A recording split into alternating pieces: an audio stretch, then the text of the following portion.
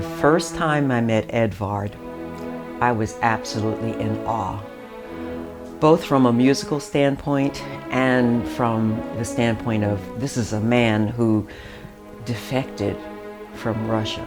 He's got a story that they could make a movie of. In 1990, I joined the orchestra, and the Peace Center was also built.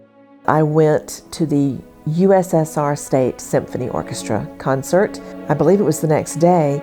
There's news on Channel 4 News that this music director has defected, and he was with the USSR State Symphony. I was thinking, I was just there. I just saw him. I was just there.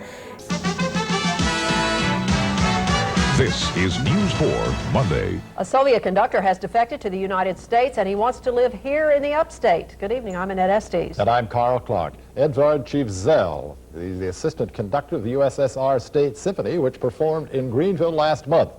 After completing a 22-city tour of America, he'd been scheduled to leave at 6 o'clock tonight. That's right now, but Jonathan Seri tells us the conductor is in Simpsonville tonight, and he has no plans to leave. To know who he was, what he and his family had to go through to get here. And now here we are, all of these years later. With Greenville Symphony, I've seen 3 conductors.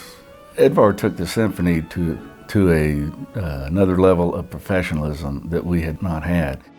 The respect and the love that he has for musicians was like nothing that we had had ever before.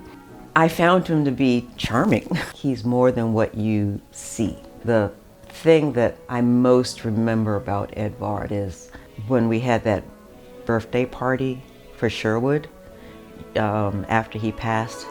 And I remember the toast that Edvard had. Nobody can toast like Edvard Tchivzhel. That man can give an excellent toast. It was after the toast that I realized how deeply he felt about Sherwood. It made me happy to know that Sherwood's last years were spent in an orchestra as awesome as the Greenville Symphony under the direction of Edvard. And that is a gift. That was a gift, and that continues to be a gift. Edvard is a musician's conductor. After every concert, he will send an email to the orchestra, and especially he takes the time to say what he feels. At the end of the concert, if we have played very well, when he goes, he will shake every principal's hand. He comes back from the bass player's hand. He returns to the podium, and he blows us a kiss. And that's how I know that we have performed admirably. He has some ritualistic things that he does.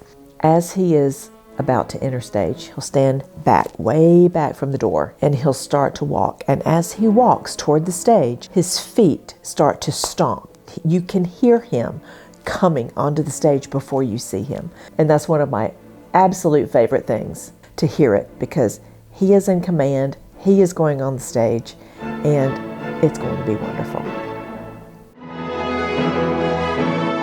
When Edvard came, it was more than you could even hope for as far as how much the orchestra got better and how much we were well received in the community and surrounding areas. We are now, one of the premier orchestras in the Southeast because of Edvard Tchivzhel. On behalf of the musicians, Edvard, there are a ton of us that absolutely love you and appreciate what you have done for us through all these years. You are a heck of a guy, man, and I really love you. I'd like to say thank you, Edvard, for what you brought to this orchestra. I think that you have been a blessing both for Greenville, this orchestra, and my family. To say thank you is not enough. As a musician, what you did for me personally and for my family, since my children have grown up with you, it has just been an amazing journey. And professionally, my being in the office with you and being your librarian and being your director of operations and personnel, you have been very benevolent and very understanding, and I so appreciate you, and so thank you so much from all of us in the office.